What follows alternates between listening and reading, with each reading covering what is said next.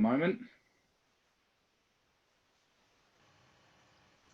Okay, right, so we'll start. So welcome to Marketing Kind, everybody, and welcome to what is the launch gathering of a brand new community. I'm Steve Walker, I'm the chair of Marketing Kind, and as you can see, I'm joined by a really great panel of colleagues who are gonna very shortly be taking us through a really interesting topic and discussion for tonight's launch gathering. But before we do that, I'll just take a moment to tell you a little bit about what, or perhaps rather I should say who, is Marketing Kind. Well, Marketing Kind is a membership community, but it's a membership community with a difference. It's a group of marketeers who've come together not so much to get something from the community, but rather to give something back to the community. It's a group of marketeers who really believe that by collaborating and working together, we can really make a difference to society. We can really make a change. By working with charities and causes and a whole variety of different social enterprises, we can actually really help to power up the third sector. We can really contribute the power of marketing to support the sector which perhaps can't afford to utilize the capability of marketing. We'll be able to make a change to the marketing industry itself by enabling and equipping marketeers to be more capable, and perhaps more than anything, will enable all of the members of this community, all of the members of Marketing Kind, to really take something away for themselves by really feeling that they've contributed something back. And it really is a marketing network for you to give, not just to get. But there is an enormous benefit to being part of a community of like-minded people who really are in it together to make a difference.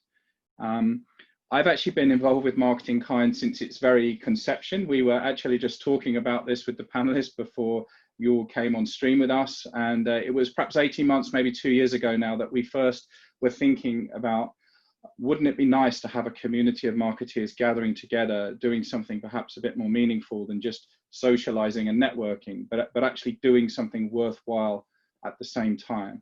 And that's what Marketing Kind is all about.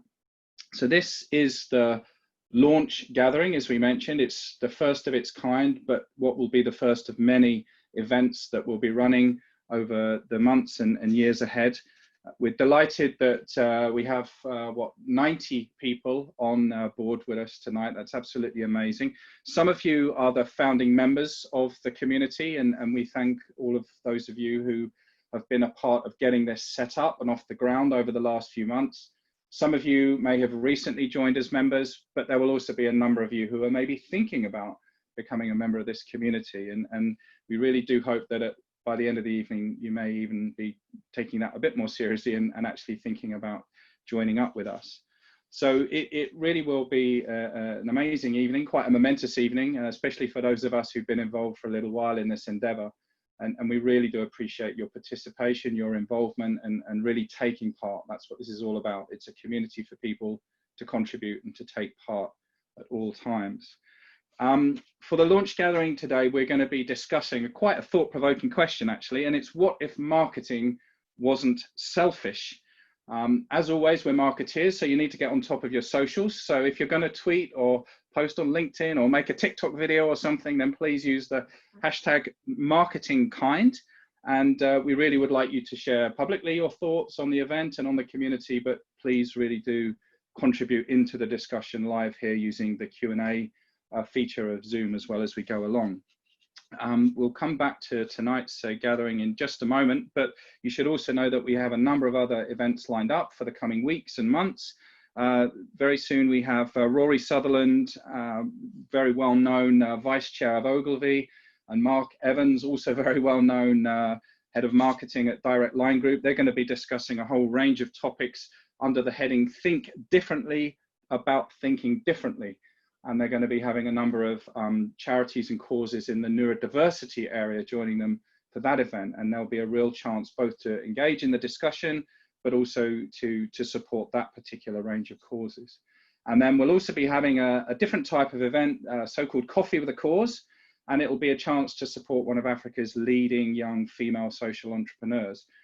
She's doing a lot of work to empower women through green energy and setting up micro businesses.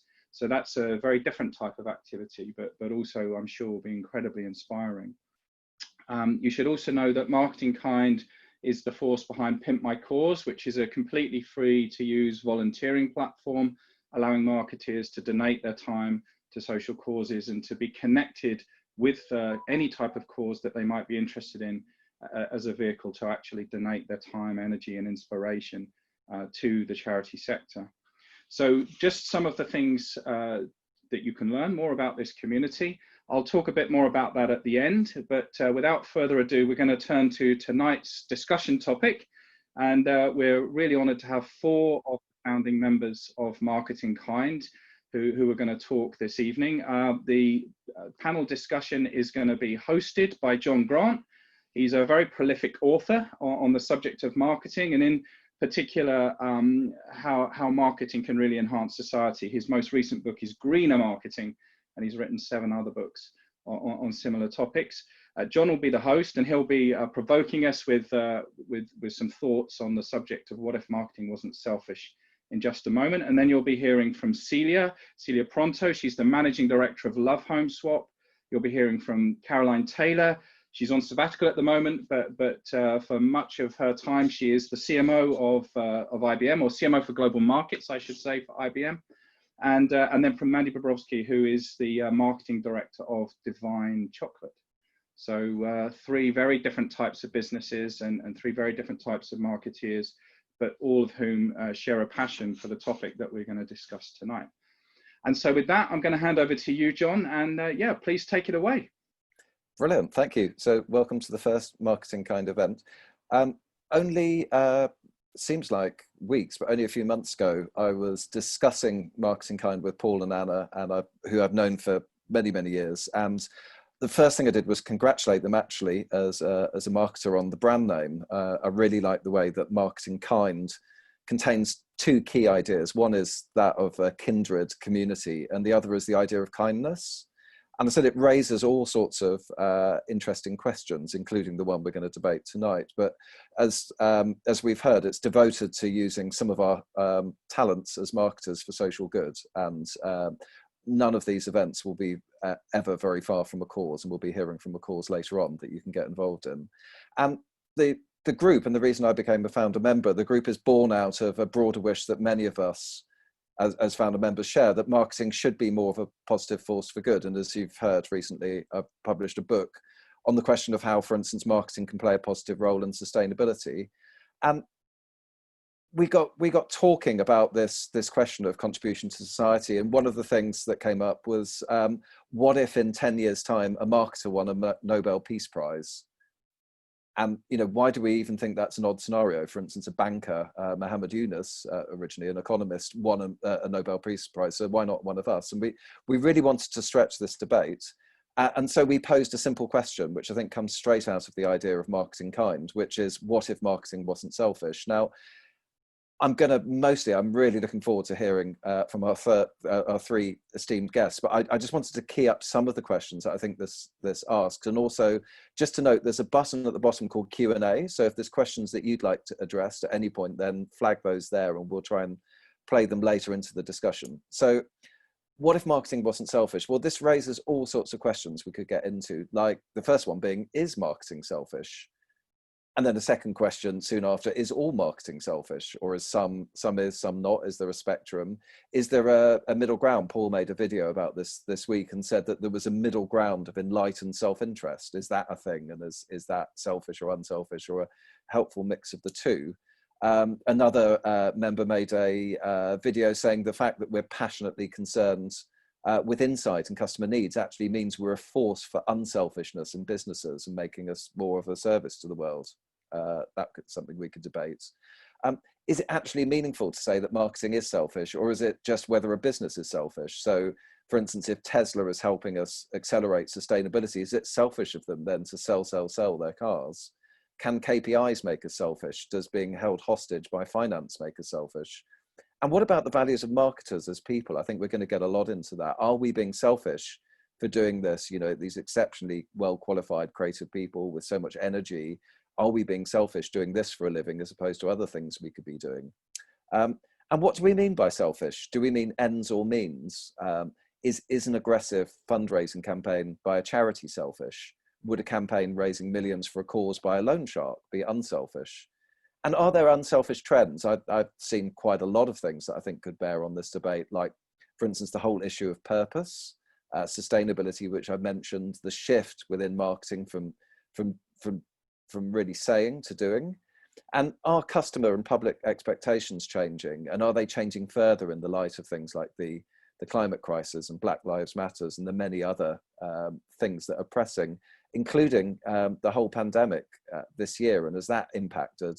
And what will be the ongoing impact? Will that make us continue with the kind of rainbow in the window, all in it together spirit, or will we be kind of fighting for survival and really being more selfish? So there's so many questions there, and I hope we get to touch on some of these, and I hope some of you will offer further questions. And the whole point of this debate is really to raise the question, and let's have it out within marketing, and let's see how we want to take this whole thing forward. And of course, all of these questions may depend on what you market and to whom, which brings us to our panel. So I'm now going to open up this question. It's really handy, isn't it, that on Zoom you can read, it's almost like an auto cue, like you can read your notes and appear to be looking at the screen.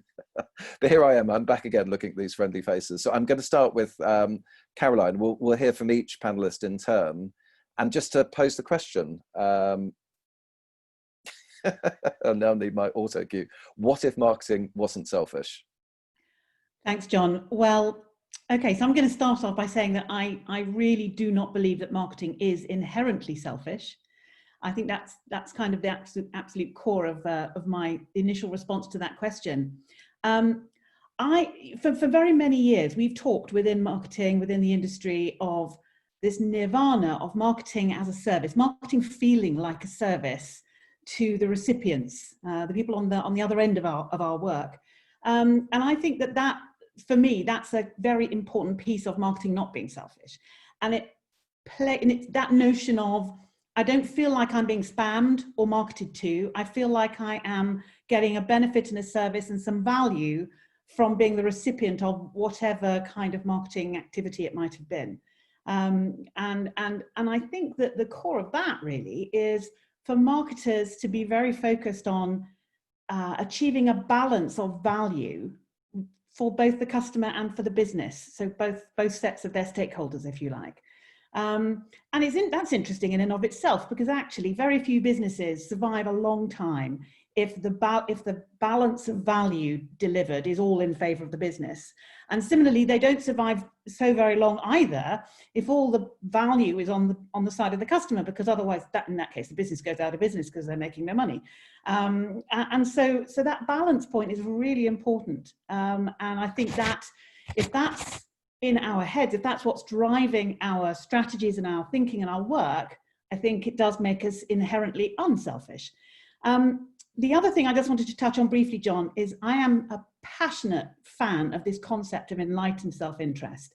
I have seen it work so very many times over the years as a power which drives us to do the right thing because it's good for me at the same time as being good for somebody else or something else. I've seen it in my career with IBM over and over. Many of you will be familiar with IBM's work under the Smarter Planet banner some years back, sort of 2008, for about sort of 8 or 10 years. And that really fundamentally came from an opportunity to bring together the art of the possible from an IBM perspective with the needs of our customers. And very simple, but again, back to that point of balanced value. So I really believe that marketing is not inherently selfish. I also really believe the best marketing, the most effective marketing, whether it is for a not-for-profit great cause or a massive commercial organization, can be really balanced in the value that it delivers. And the best marketers are really great at doing that. At that point, I shall stop. Amazing. Funny might unmute myself. Yeah, I often talk about, I use the phrase the beautiful coincidence, where actually you find something that's fantastically in the interests of the business, like, you know, a new segment or market, you know, you can suddenly make hybrid or electric cars at the same time as being fantastically in the service of life, communities, you know, the bigger picture. And a lot of what I do is in that middle space as well. But let's keep going with the individual. So we're moving on to Mandy, and you've had quite an interesting transition, which I'm sure we'll hear about. Yeah, so welcome everybody. I see we're up to 101, so great to see everyone. So I was asked to be a panelist and posed with this question, and my first response was, oh, not least being a panelist on a live Zoom session, but also my first response was, of course marketing isn't selfish. Like, how I had never even linked the two words. It just hadn't been a phenomenon I'd even thought about. And then I kind of reflected about why I hadn't thought about that. And from my degree in psychology, from my very first days of learning what marketing was about, as I kind of entered that as my career choice, for me, marketing was all about understanding others, understanding other people's thoughts, their motivations. But ultimately, it was about solving problems and coming up with solutions. So, as I said, I couldn't kind of think about how that would be selfish. And then I reflected on my career, and I looked back 20 years ago, and 20 years ago, I was marketing Stella Artois. It was the dream job. I had more money to spend marketing this brand than I've ever had in the last 25 years subsequently. And at that time, my whole role was about persuading shoppers, consumers, to pay more. And for those that you remember, the reassuringly expensive campaigns that we did back then, like, this was all about pay more for Stella Artois. And for me, my targets were just about double-digit growth and profit.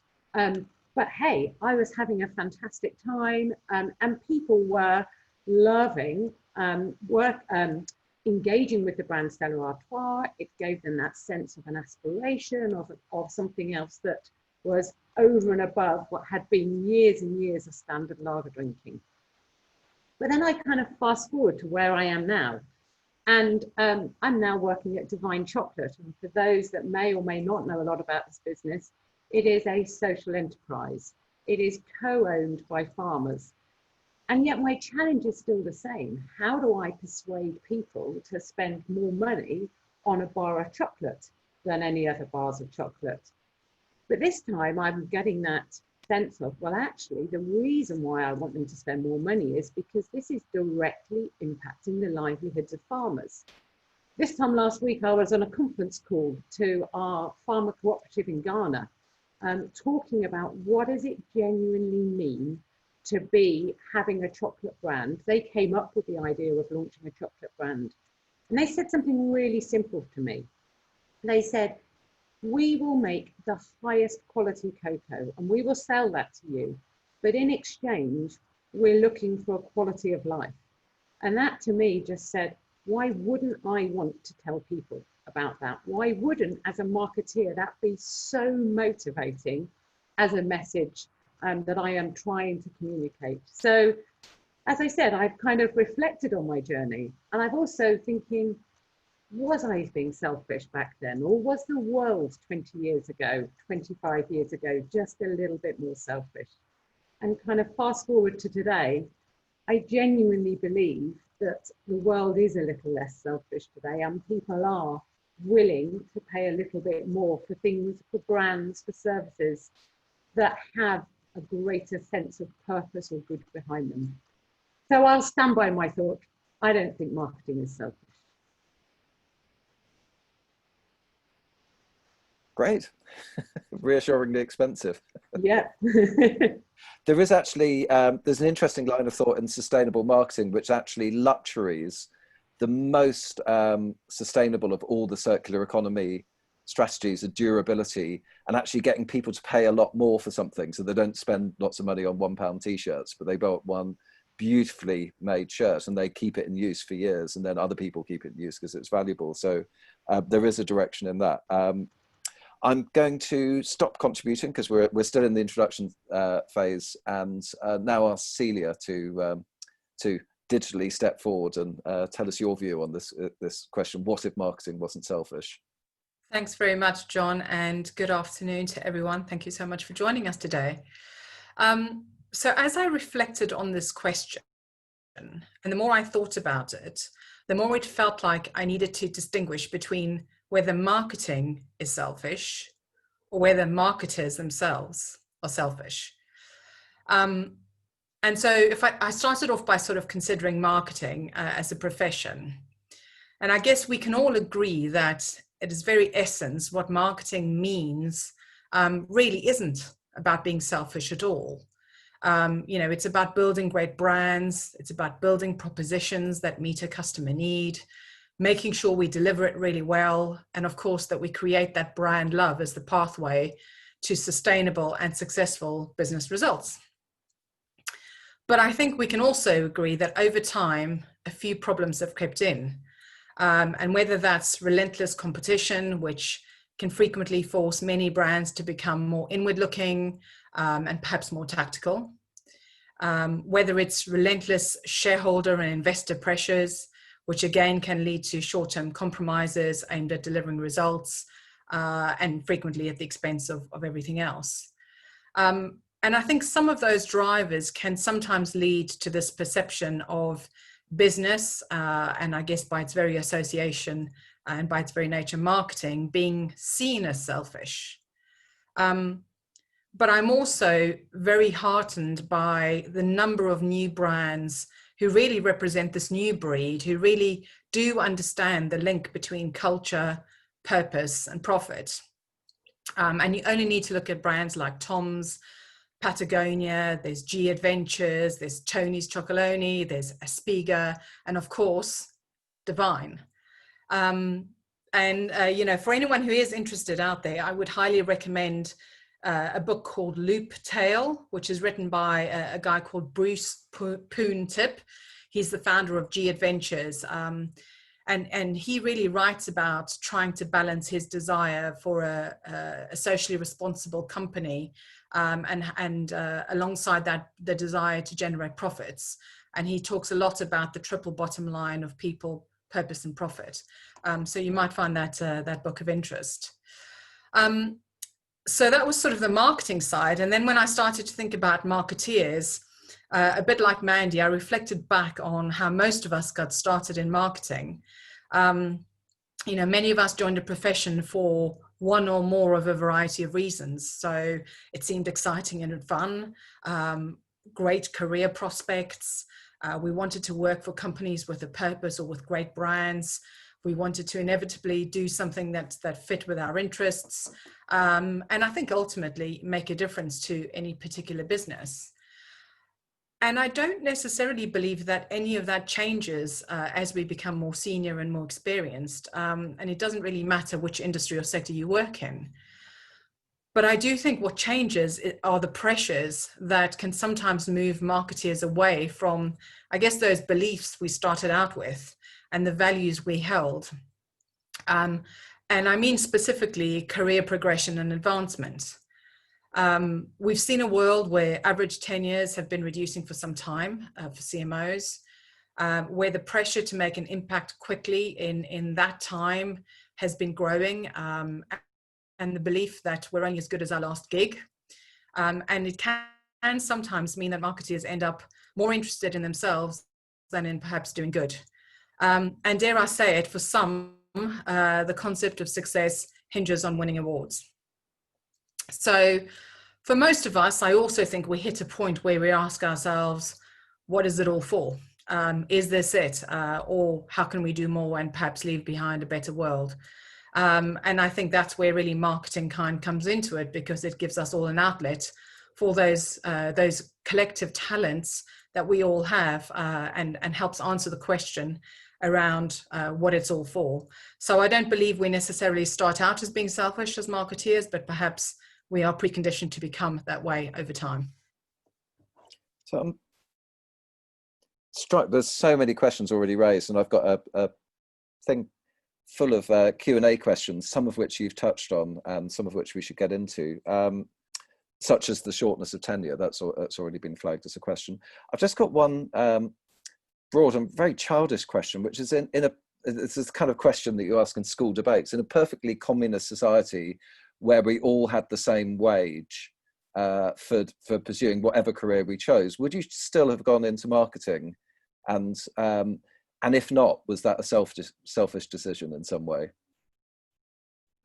I would absolutely be doing the same thing, John. I fell into it by accident. It wasn't a career plan. I love the cerebral nature of it. I love the people that you get to meet.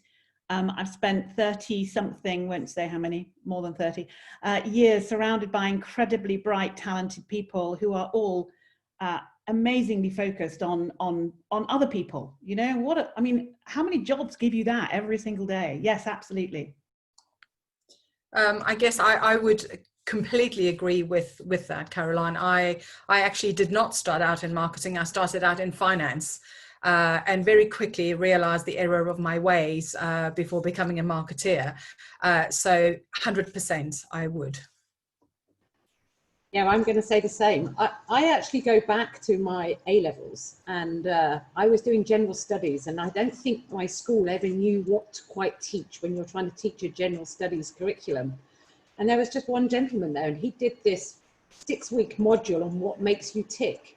And that, from that moment onwards, that was the thing that just fascinated me. And as I said, I went and into psychology, and then I wanted to know what else I could do with that. How do you truly understand people's motivations and their needs, and that complete fascination with people. So without a doubt, I didn't even know what marketing was until I joined Whitbread on their graduate scheme. It was not, psychology degree never taught you what that would look like in business. But very quickly I learned that actually marketing was the place that you could have the greatest interaction and influence around kind of changing people's behaviors or understanding them and changing them. So yeah, 100% I would as well. We've got something, let's look at marketing in a different and slightly more analytic way. So we've got a question about the UN's and Lancet's Commission report on Future for World Children. And are there parts of marketing, I've been quite vocally critical in the past about physical junk, unaddressed mail, and despite having worked with the Royal Mail on innovation for sustainability, but there's over 18 billion items still going to landfill in this country. Marketing for children is actually banned in some countries, and certainly for some categories like junk food. But are there parts of marketing which are giving the rest of us a bad name, and all parts of what we do that we think should be curbed? We've just seen a ban on plastic straws. What are the plastic straws in the marketing mix? I'll dive in, John. I think this is a really interesting question, but I think it also really highlights the challenge of, are we talking about marketing or are we talking about those businesses? And they're inextricably linked, of course, and you can't get away from it and say, oh, marketing isn't selfish or self-serving, but unfortunately my job is to market tobacco or whatever. So I think that you have to sort of get back to that. We have to get back to that point of purpose, which is so fundamentally important for a business. And yes, I think it's absolutely right and proper that marketers, like any of us, should be prevented from attempting to change the behaviours of what children perhaps are going to eat for the worse from a health perspective. Yes, I think that's reasonable. I think it's very reasonable that marketers should not be promoting stuff to people who can't afford it in a very extreme way. And it sounds very so I'm back to your communist example, really. No, those people over there, I'm going to decide I'm going to patronise them and tell them they can't have something. But we have all seen over many years people in very deprived parts of the world being marketed stuff that they can't afford, don't need, and maybe influenced by brilliant marketing to the extent that they will have it, even if it means that their kids go hungry. And clearly those things are not okay and not right. I don't think they're a disease of marketing. I think they're a disease of capitalism a little bit out of control. And so actually, I think what we really have to focus on is responsible business and marketing for responsible business. And the Archbishop of Westminster, I think, going to get his name wrong, a few years ago, quite some years ago, probably 12 years ago, I remember attending a responsible business event that he was hosting. And he had this wonderful definition of responsible business. He said, it's a business which produces goods which are good or services which serve. And you know, maybe I am still a starry-eyed teenager, if only, who wants to work in a world like that. But yes, and we all have choices as to where we work. We're very fortunate in our world, in our industries, we get to choose this stuff. So I do think that we can't just put it on marketers that they shouldn't be promoting to small children, seriously unhealthy, you know, pure sugar, zero nutritional value, blah, blah. But I think we actually have to put the emphasis on businesses being responsible in the first place, and the business goals that they seek to achieve to be responsible, and allow marketers to work their magic to achieve responsible goals, not irresponsible goals. I think there's a potential, I mean, a hugely valuable point. There's a potential challenge which, where it is helpful to separate. I've seen adopting causes in various ways have a transformative effect on companies and markets. I've seen like some of the world's biggest banks adopt sustainability, and it actually has a huge positive impact on their culture, the pride of people that work there. And I'm not sure that intrinsically that, for instance, the beauty industry, I've got a project in that industry at the moment. I didn't have a problem with it, but I'm particularly into like the people I'm working with who are organic, vegan, and trying to challenge things like people over consuming in their market and the packaging that can't be recycled. But I wouldn't have chosen necessarily Dove in the year 2000 as an emblem of goods that are good and driving forward society in the way I might, you know, electric cars or something like that. But what they've done with the campaign for Real Beauty is actually probably a valuable service that I would have thanked the BBC or somebody else for. But I've also seen the effect of that kind of campaign within the culture of Unilever and the way it's enabled them to unlock more and more brands trying to emulate that. And so I think marketing can be a force for good, even if you're on because most of us are on a mixed wicket. You know, my average client next week will be an insurance company, and I will have all kinds of positive and negative thoughts about capitalism and other stuff that may not entirely tally with theirs, but the potential to do good with marketing in any context, it might still be there. I totally agree. Sorry, really well said. I'm supposed to be moderating though. John, I was going to say, I think, and it's kind of slightly different to the question you're talking about, but I think it opens a question and a debate around should every organisation therefore adopt a cause-related piece of activity within their business mix, so that they're seen to be promoting a good something business for good. And I think that is where a lot of businesses fall over, and I think a lot of consumers see through that. So we're probably going to talk about that, is actually really making sure that if a business does adopt, or whether it be a piece of a charity activity or an association, that it absolutely matches the values of the organisation, for one, and number two, it has to be led from the top.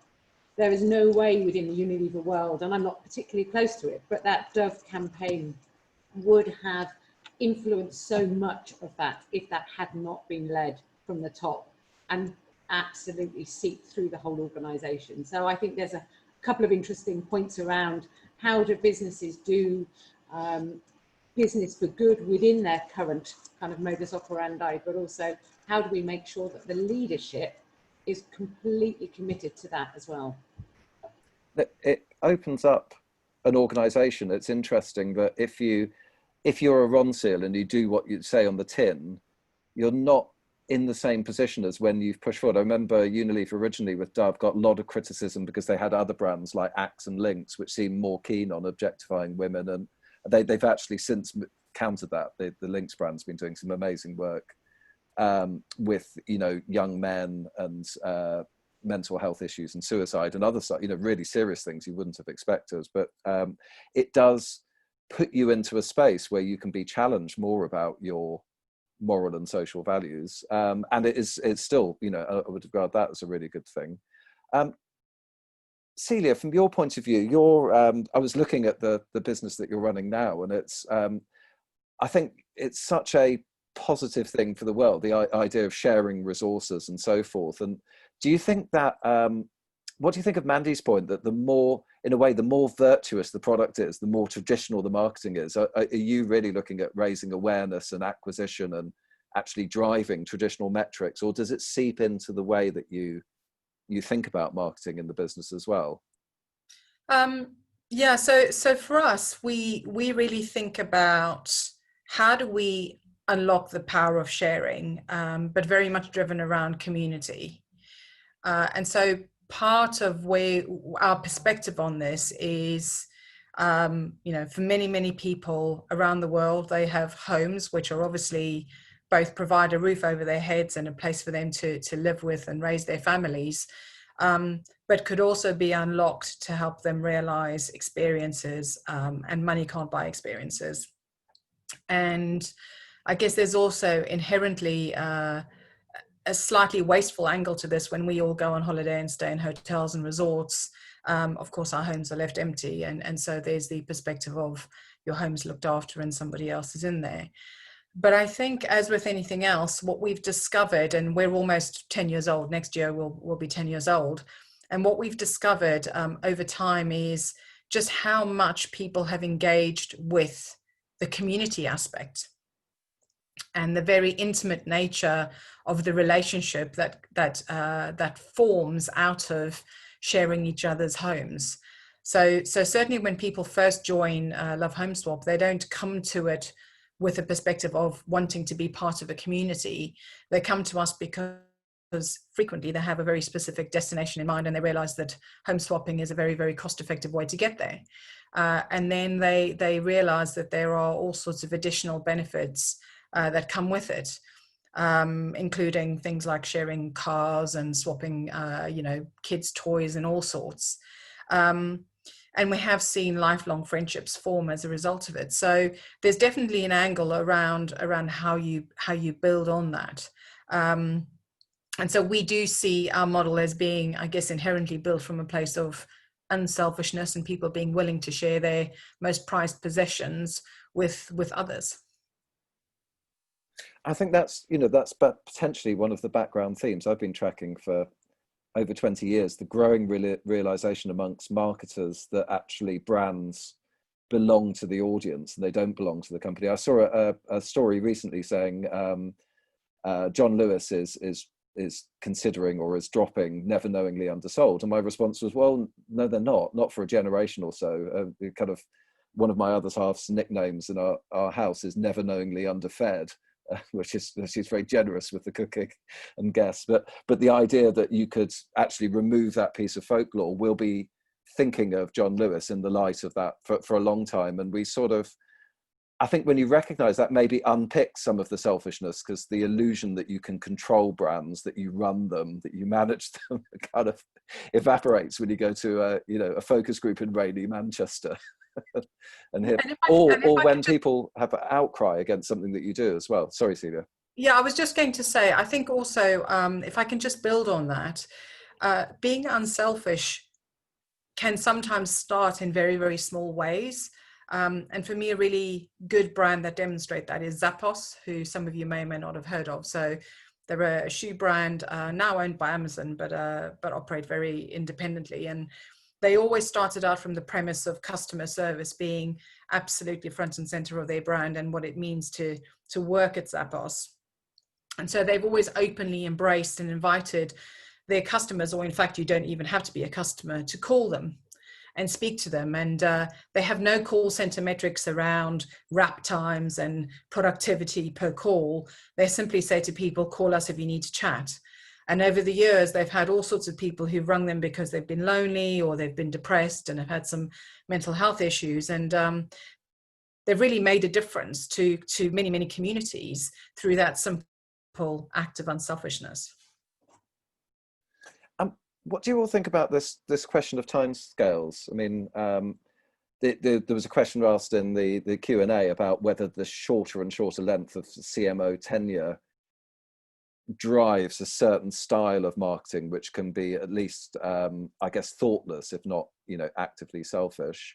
But there's also the question of, if you look at customer lifetime value and you have very long-term relationship, we've had this conversation before, Caroline, where you talked about, I don't want to think about a funnel, I want to think about a cycle, because we're partners with these businesses for decades. And absolutely. Yeah, and John, it's a great question, and it is interesting, isn't it? Because as marketers, we think we exert influence. That's what we're paid to do. We kind of think, and the reality, back to your point, John, is that brands are owned by the consumers of the brand, not by the providers. And it does take a long time to change something. Your John Lewis example is perfect. IBM, by the way, IBM people will tell you they still hear from customers daily. No one ever got fired for buying IBM. I mean, that was never a part of, that was never an advertising slogan, but it was it's been there forever. And everything you do to try and get past it fails miserably. It's just in people's heads. It's extraordinary. So I think that this is a big thing about long term. And so it is that supertanker example of it's very hard to change something radically with any kind of speed. So I saw somebody had put a thing in the questions about Avon, who have, for my generation, I'm sorry if anybody out there works for them, but for my generation, a terrible reputation. And I wouldn't have an Avon catalogue in my house. And yet they will, I'm sure, go and do this amazing transformation. And it will take a long time to persuade anybody like me, or maybe 10 years younger than me, that they are actually a good, responsible business now. And so it's really interesting. It's a really interesting challenge. And it really, for me, places the point of authenticity. And so you will only succeed in changing how you're perceived, and changing your brand, how it's perceived out there, if it comes from a place of authenticity. If what you do every day and it pervades every fiber of your being, every employee that works for you, every action you take, yes, over time, absolutely, you can achieve that. But if it doesn't come from a place of authenticity, the great British public, the great public, everywhere in the world, they're not stupid. They're not foolish. They will not be fooled. And yes, sure, you can fool people for a little time, but you can't on a long-term and ongoing basis. And Mandy, your great example from your Stella days, you couldn't have played with that notion if it wasn't a premium product. You just couldn't, because the first time anybody drank it, they go, well, that tastes like piss. And they would never have bought it again. They would never believe anything that the marketing told them ever again in the future. So I think this point of authenticity is so vital. And particularly nowadays, I used to work for a guy called John Iwata, and he used to talk about the radical transparency of the world we live in. And I think that's really true. So in 20 years ago, responsible businesses would strive to be authentic. The less responsible would not care about it. Now everybody has to strive to be authentic, because it isn't about what motivates you to do it. It's just the harsh reality that you can't get away with it anymore. I'm going to read a question because it's really funnily expressed, as well as very apposite to what we're talking about. If you're working for Coca-Cola or McDonald's, recognizing the negative impact of your company's products, would you A, leave the business to get a more socially responsible job, B, try to get the business to adjust its products to address the issues, or C, get drunk? It's actually, I have to say, before I pass this to the rest of you, I mean, two things. One is, it occurred to me that we've got three marketers here with a wholesome belief in the organizations they work for, and that they're making a positive contribution to society. So it is worth us considering others whose goods aren't so good, or services aren't so serving. I was gobsmacked years ago meeting the head of people at McDonald's, and I was pitching him my sustainable employee engagement service. And do you remember, Caroline, when I was doing the rounds? I probably pitched you too. And I was like, the story he told was the antithesis of what I thought of, McJobs, the famous thing. He started out leaving school without many qualifications. He told me that his company was the second biggest educator to GCSE and A-level in the country after the British government, and they supported, a very large workforce to get qualifications. He took advantage of that. He then went to business school, supported by his organisation. And he said many of their franchisees had started in the top floor. And he said, look, the internal reality is, whatever you think of our products, this is an organization, I don't think he said quite that, this is an organization that looks after people. And I have to say also, we had the huge bun fights on the Observer Ethical Awards because McDonald's was doing such a good job on things like traceability and waste and other stuff that there was a debate about, the reality of what they're trying to do and others in their industry aren't. So it's a sort of interesting one. If I had somebody here from that organization, they could answer for themselves. But are any sort of businesses lost causes? Can we veer towards B and try and make the best of it? Or do you accept that actually, being rampantly responsible for things like diabetes and so forth is just a crime and they should be outlaws? Sorry, I think I've started answering that question, but I was going to throw it to the floor. So what do you do if you're in a marketer of an organization with a less than unblemished record on, social contribution? So I've got a perspective on this one. I've never worked for either of those organizations, so cannot speak to the culture of them. But I think for me, it comes down to two things. Firstly, what are they trying to achieve? And what is their own vision? And does it come from an authentic place? Because if it does, then the reality is any brand, you could argue, even if it is a responsible business, does some sort of bad, right? Tom's sells shoes. Who needs another pair of shoes? So you could argue that every single business has an aspect to it that is perhaps not the best thing to do necessarily. And then the second thing from my perspective is, does it fit with your own values? What's important to you? And do you feel that your voice can be heard in that organization? And do you feel you can make a difference? So if your values are aligned with theirs and you feel you can be heard, then it's worth sticking around and trying to make a difference. If you can't make a difference, then leave and perhaps then consider getting drunk. Yeah, so I probably, and I kind of agree with a lot of what Celia said, is I've probably fallen along that trap. I've done beer to biscuits to chocolate, and really it's only 24 years of my career was in beer and biscuits. So I can completely empathize with McDonald's and the Coke analogy, but I think what they're saying is really true. It is about being authentic, but I think what also comes with the skill of a marketeer is both storytelling and their ability to inspire an organization. It is the one function of an organization that has an opportunity to really navigate the path and tell the story in a really compelling way.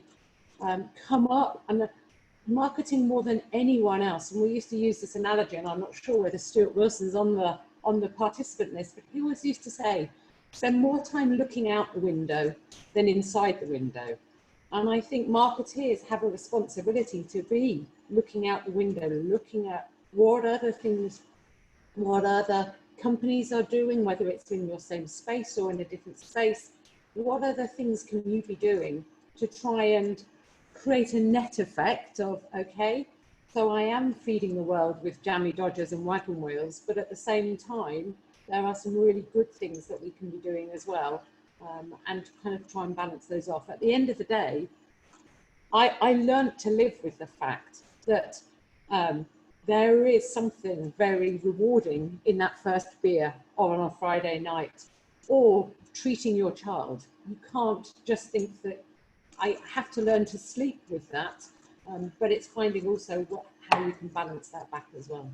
I think that's such an important point, Mandy. You know, it's there are very few businesses, long living businesses, that are black and white, really, really good or really, really bad. Yes, you know, too many beers on a Friday night is definitely a bad thing. One or two is not a bad thing, you know, and so that's the first thing, John. I think we have to be careful not, you know, I don't think McDonald's is an evil empire, personal view. I don't think Coca-Cola is. There are lots of things that they do which I wish they would do differently. You know, McDonald's, when they made their shift, I think I'm remembering this right, some years ago, to certainly in this country, only using free range eggs. You know, that was an important step forward, and I believe that it came from consumer pressure, And the conduit between consumer pressure and business strategy is called marketing. And so I think that marketing insights to understand what the perception is, what people want, and then using that and really helping an organization to continuously change and transform and evolve is really powerful. So to Celia's point though, yes, if you think you can make a difference, I think that it's absolutely worth sticking it out, even if it does require you to get drunk occasionally just to survive. The other thing that sometimes I'm a bit too simplistic, and I was having a conversation actually just as I embarked on my sabbatical with a guy who's an amazing recruiter, and he was saying, okay, so he said, I know you're taking 12 months off, Caroline, but when you're done with it, you know, where are we placing you? And so we had this great conversation about my passion for diversity and inclusion, and I said, well, I absolutely don't want to go anywhere where that's not something that's a really strong focus. And he said, you're 100% wrong. You absolutely should only go somewhere where it isn't a strong focus, because you can go and fix it. You can go and help them figure it out. And do you know, that's a great challenge to all of us, isn't it? It's very easy to say, well, I'm a very moral, ethical person, so I'm only going to work for a very moral, ethical organization, and otherwise I'm just not interested. Well, the world will never improve if we all think that way. So I actually, that was a real, you know, shame on me. I got to this age, you know, without figuring that point out, but it was made very powerfully to me. And I think it's really important. So stick with it, change from within is much easier than change from without. Be the voice of the customer in the market, and get drunk if you need to. It can be, I really like that challenge. My experience, because I have, you know, a really rapid portfolio of clients, so I constantly have to answer the question, who is good to work for? And I've found some of the things I'm proudest of are for organizations that didn't walk through the door looking like Greenpeace and went on an extraordinary journey, but also often the ones with the huge footprints that where actually if they move a bit, it makes a lot of difference, and you can see it makes a difference. But I have met organizations where they're sort of like an EastEnders storyline where she thinks she can change him, but he's still a wife beater, and etc. Do you see what I mean? And there are broken cultures where we'd be wasting Caroline Taylor's sort of energies and your passion for diversity and inclusion because it's a, you know, it's a horrible organization that you won't fix. And I guess I would worry about.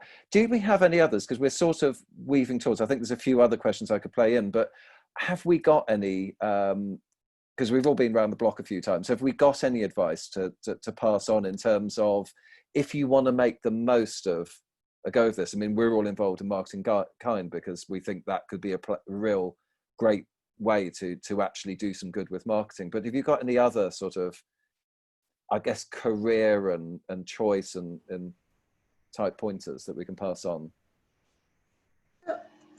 I'll probably talk about, I'll kind of give you my insight. So as I said, I'd spent a lot of time in the beer world, then in the biscuit world, big multinationals and private equity businesses. And a bit like Caroline, I decided to take a stop. And I felt the need that I had to find an organization where giving back was the real priority. And to be fair, and I'm going to be probably one of the few people in this group that I'd never come across B Corporation. I really, through buying many a coffee, came across the whole premise of what B Corp is about. And actually that has been hugely insightful and interesting, and is a great community of businesses that are all trying to do and learn to be a force for good, for business to be a force for good, whether it's your core purpose or something that you do as part of your kind of marketing strategy. B Corp, I don't think they've got a long way to go in being a consumer friendly message. It's not like something like fair trade that you recognize, but I think it's a really interesting starting point to understand, okay, what are those businesses that are trying to do the right thing, and how can we all learn from them? And I think that's the most important thing. Nobody's got the right answer, but I think everybody is trying, or a lot of businesses are trying to move in the right direction. So my advice would be, if somebody on this call has never heard of B Corp or know anything about it, then follow them on LinkedIn, go and have a look at their website, and then pick up the phone and have a coffee with somebody that works there, and understand how could B Corp be something that I could introduce to my organisation. What is the requirement in there, and what does it therefore mean? Because it's not just a tick box exercise, it is 100% continuous improvement exercise. So I think it's kind of quite, a really engaging piece of activity for a business to do. And I'm not being paid by B Corp. So just building on that, I guess for me, I would say it's quite liberating to get to a place where you allow yourself to say yes to engaging with your passions and engaging with how you can take your skills and make a difference in some small way to organizations and to causes and charities. And I think for many of us, we get so caught up in the demands of the day-to-day job and in trying to make a difference and lead our teams and deliver for the best. And of course, all the stresses more recently related to COVID. But the power that comes from liberating yourself to do the things you love, I think is hugely empowering and can make a real difference. It's really interesting, isn't it? So I think there's two things for me. The first one is maybe I'm just super incredibly lucky, but I worked for IBM for 23 years until earlier this year. And working for IBM, I actually felt that we were making a positive difference whilst making a very healthy profit for the shareholder. It was a really nicely balanced experience. And so that felt good. And so I think working and finding those things and finding those opportunities, and as my journey progressed, the work that I was doing in the not-for-profit sector as a volunteer started to coincide with my IBM life, which has been the most extraordinary thing of probably the last 5 or 10 years. So I joined the board of a charity called Stop the Traffic that works to end human trafficking, quite a lofty goal, obviously. For those of you who thought that slavery was dead 200 years ago, sorry to tell you, completely not. Terrible, as Mandy will know all too well, because Divine is a great exemplar of cutting out the slavery out of the supply chain in chocolate, which is amazing. Anyway, so working with them, eventually, well, today I'm no longer at IBM, but now IBM has a joint venture with Stop the Traffic, and they have created an incredible data sharing platform, which has all kinds of commercial organizations signed up to it to help them identify instances of human trafficking in their supply chains so that they can do something about it. Amazing, absolutely amazing. What an extraordinary experience that whole thing has been. So I would say, find the things in your business life. If you're not working in a B Corp or in the charity sector or something, find the things in your current world which are societally positive. Okay, that's the first thing. And then the second thing is take your talent and use it in the downtime. I know, because we will have so much of it, to benefit something that's completely not for profit. And can maybe completely tugs at your heartstrings in some way. And this just circles back to my whole point on enlightened self-interest. The things I have learned by being a trustee for a charity, by being a chair of a board for a charity, have been incredible. There are things I would not know how to do, and I wouldn't have experienced if I hadn't volunteered my time to do that stuff. And I've also seen it. Pimp My Cause is a perfect example, but in IBM 9 years ago, we started something called Marketing Matters, which was just a program to connect in a similar vein to Pimp My Cause, but obviously on a much smaller scale, to pair up our marketing professionals with causes who needed some marketing support. And it was fascinating because you take a 1-year postgraduate, so somebody who hasn't done a degree in marketing, let's say they did a degree in English and they've come to IBM as a graduate and they've spent 1 year with us starting to learn the craft of marketing.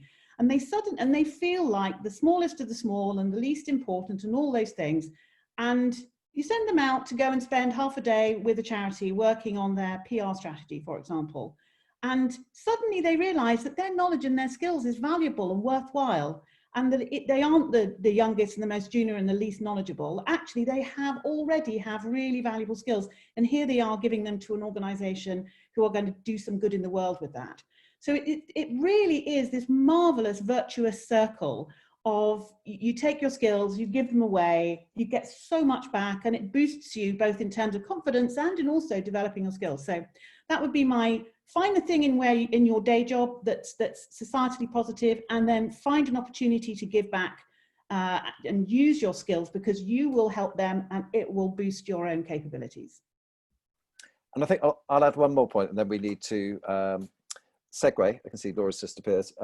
The other thing I'd say from several decades of working with this thing that I call green marketing is don't be afraid to actually create markets. Don't wait for every mum in Britain to want to buy organic and to pay more for it or something, but actually create markets. I'm always struck by the story that jogging was invented by one of the founders of Nike, and it changed them from a small professional running shoe company to a large fitness company that you know, at the time did a lot for public health. And that was the spirit in which Bill Bauman had written a book called Jogging Running for Fun, which was a million bestseller, and created their market. So don't be afraid, you know, get out there, read about what the world needs and get inspired by causes, but don't be afraid to try and create the market and go forward with it. Don't just wait for a focus group to tell you that that they want, you know, because I think McDonald's was a bit ahead of the curve, for instance, with their eggs. But let's segue. A really good example of that would be climate change, and we all need to get on the front foot with that and do so really quickly. And we've now got none of these meetings will ever take place very far from a cause, and we've now got Laura Kehoe, who's here to tell us about Dear Green Santa, which is a live cause, which those us and those of you watching can potentially come and help. Hi, thanks so much, John. Can you hear me okay? Yep, good. So I've been working as a scientist in wildlife conservation and how to protect the living world for about 15 years. I'm working at the University of Oxford right now. My idea, it links quite well to the topic of today, because it's about what if Christmas wasn't as selfish? And so imagine this, a new Santa, he's green, and he wants to know what you want, not just for yourself this Christmas, but for the planet. It's an interesting idea because the environmental movement in general, it's a lot to do with what we're against, what we want to stop. This is actually about what we want to create. What's the better world we want to see? And it was brilliant because kids really linked in well with it immediately. So myself and a few friends, we set up a Santa's Grotto last year. And the idea was to get kids writing these letters to Green Santa. And so a friend of mine, very enthusiastic guy, played Green Santa. We had some Christmas elves, we had a table set up, and immediately so many kids came over and they just got it immediately. Like, I was impressed. And not only did they get it, they already knew so much. So some of the letters that they wrote, for example, this one was from a little boy. I wish my dad wouldn't work so much and would spend more time looking after the planet. And you could just see the dad and the son look at each other in that moment where it really hit the dad, you know, that like things were going to change, right? Like that conversation had now been started. Another letter, could you talk to the bosses of the factories and knock some sense into them? Another one, I want more parks to play in and green fields and trees to climb. And so it was a really lovely day seeing how kids already care so much and just really need an outlet to talk about this stuff and to be empowered to think about what they want. And then on the other hand, really interesting to see how parents were actually taking it in. I think we all know a lot about the environmental crisis, the climate crisis, but taking it in is a whole other level emotionally. And kids are getting through to their parents in this way. So I would just love for the idea to have some legs. I would love personally to see it as a new Christmas tradition where when kids sit down to write to Red Santa, as I now call him, they also write a letter to Green Santa about what they want for the planet. And I think it could spread in so many different ways, online, maybe via celebrities, influencers, social media, some kind of viral campaign that I haven't thought about yet. It could spread in schools, maybe with teachers as an activity where kids discuss what they want to see, and maybe then kids even get to discuss how they want to bring those ideas into the world to help Green Santa realize these visions that they have. And so there's so many different ways that maybe this idea could take off and become that new tradition. I've already been working a little bit with Lauren Cooper and Faiz Kermani. I think you're both online, so hello. And I would just welcome everybody, and we all agree the more the merrier on this. I'll take all the help I can get, and I think everybody's expertise could link in different creative ways. So that's just a really short overview, and thanks so much, Anna, for having me today to talk about the idea. Let's make this Christmas a little bit greener. Thank you. Now, Steve's popped up. I think I have the Jerry Springer moment now where I'm supposed to sort of recap and give some homily, which I'm not going to do. The key things actually we wanted people to take away. So please consider if you can get involved and help Laura, because ultimately I think this is about taking action and trying things. Years ago, with a friend from The Ecologist magazine, we went and pitched the country's biggest Christian charity with a deck, and the first chart said, "Christmas, it's your brand, you need to take it back."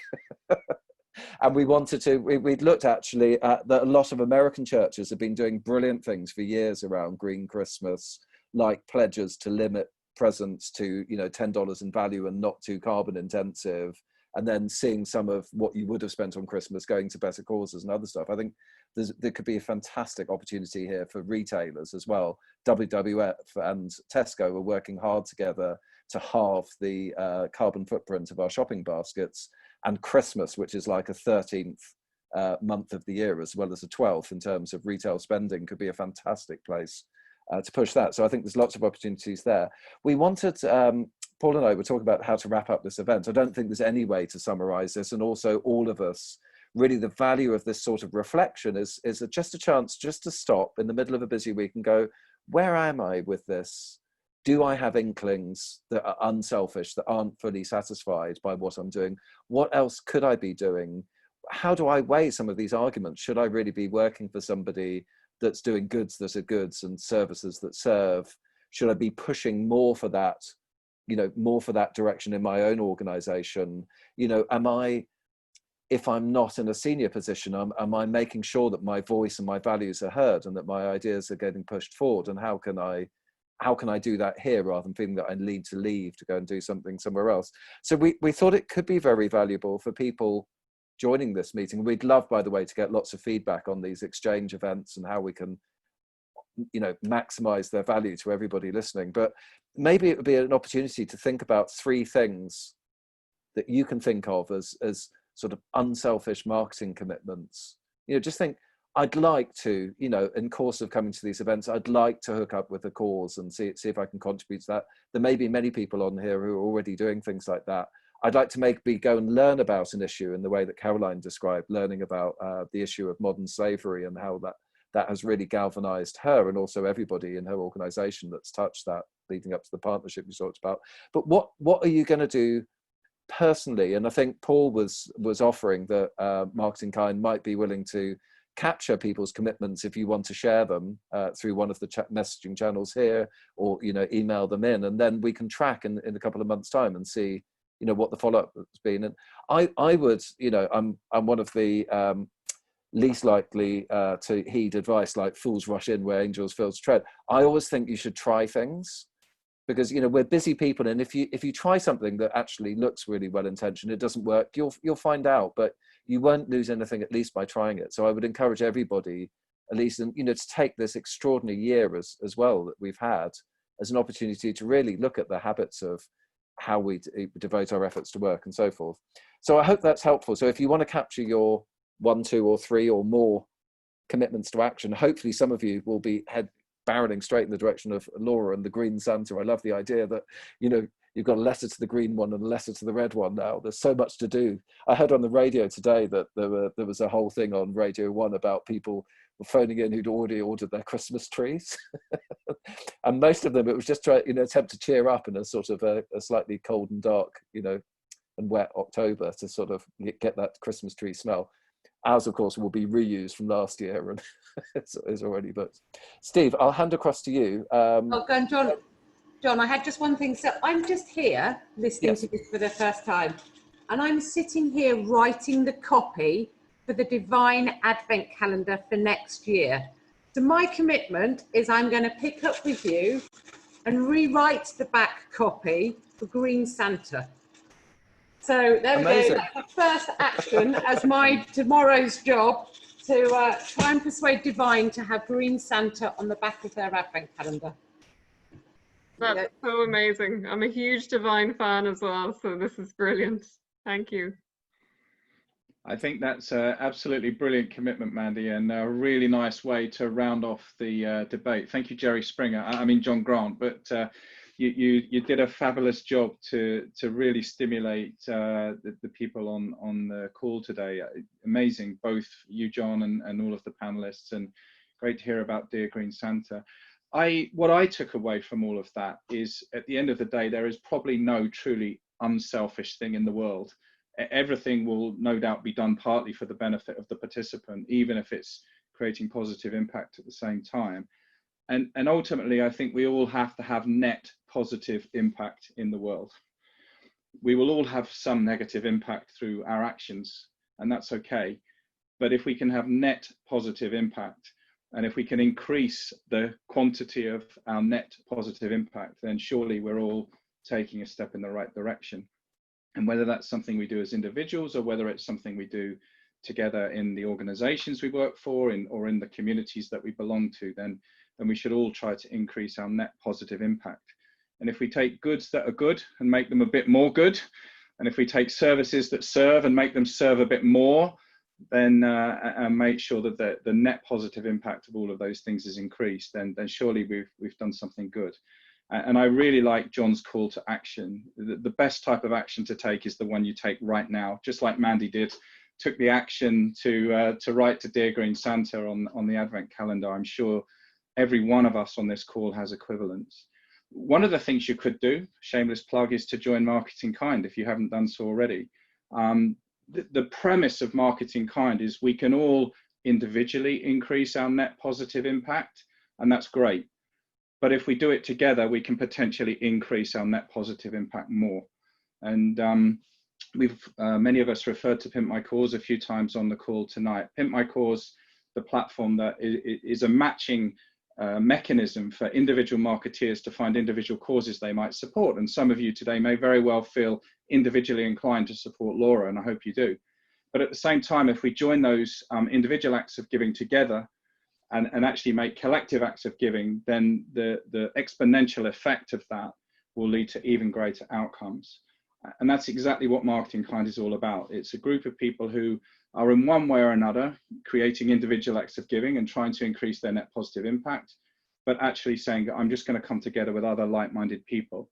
And if I benefit a little bit through that as well, if I'm more inspired, if I'm more inclined to do different things, or if I personally gain by learning from others, that's great. And if I at the same time contribute something back even more, even better. So if you'd like to learn a little bit more about Marketing Kind, if you're not already a member, then please go to marketingkind.org, and you'll be able to read all about the community that we're building. And it would be amazing if some more of you would like to become part of that community and join in and help us to increase our net positive impact together. Thanks again to John. Thanks to all the panelists. You were all great. Thank you to Laura for your initiative. If you do want to support Laura and you'd like to get in touch with her, then you can email Anna at marketingkind.org, and Anna will immediately connect you to Laura and ensure that your sort of individual pledge of donation of your time will directly benefit the Dear Green Santa initiative.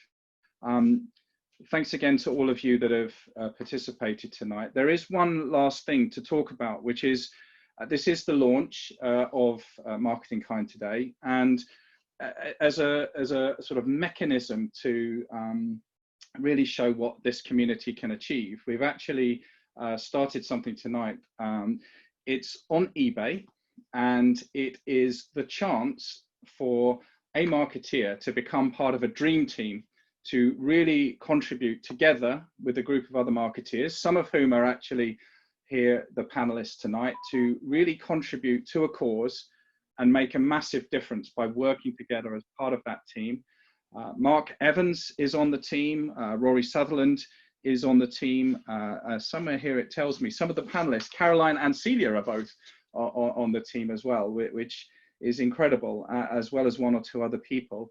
You can bid on eBay for the chance to be part of that team working together to answer a marketing brief for a really deserving cause.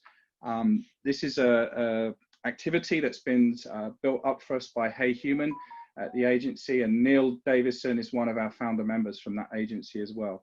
So if you go to eBay and if you search for Marketing Kind on eBay, you will find out all about this. So I really encourage you all to go and have a look before the evening is out. We've also, just to remind you, have more events coming up within the next few weeks. The Think Differently About Thinking Differently with Rory and with Mark, and a chance for a coffee with a cause with Monique Tumgir, who is driving this social enterprise in Africa that's empowering women through green energy and microbusiness. So many, many good things on the horizon. As I say, if you could increase your net positive impact by becoming part of this community, by helping Laura, by going to Pimp My Cause and finding a charity that you might individually want to participate with, or just going back to work and thinking, how can I make my goods more good and my services serve more, then you will have made some kind of contribution. And if you would like to make that contribution together with others, then Marketing Kind is the place to do so. So with that, I will bring the evening's proceedings to a close, and thank you all again for participating.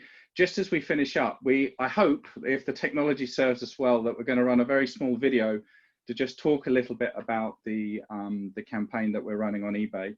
And so, Anna, I'm crossing my... Hello, I'm Rory Sutherland. I'm the Vice Chairman of Ogilvy. And today, using our £150 Rode microphone, which Ogilvy still refuses to pay for, I'm going to be talking to you about why I really commend you to this brief, of how you can get people, when hiring, to see the person, not the disability. And I'm going to give you a little bit of a behavioural cue here, which is to say that what bothers me in hiring, in many cases, is not what we've often called unconscious bias. It's a very close relative. It's unconscious boringness. Okay?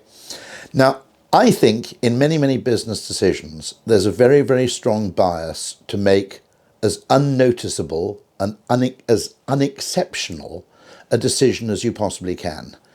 Because any decision you make that seems kind of standard and unremarkable is less likely to result in blame in the event that things turn out badly. And so we have a very strong business instinct, which I call unconscious boringness, which is always to book your boss on a flight from, Heathrow to JFK. Because then if anything goes wrong, he'll blame British Airways, he won't blame you. If you do something interesting, you book your boss on a flight to Newark or a flight from London City Airport, it might come back to bite you. And I think this same thing is rife in recruitment and hiring.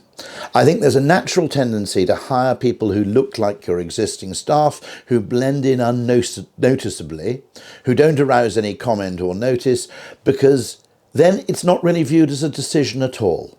The more eccentric or unusual your decision, the more likely it is that you'll be held to account.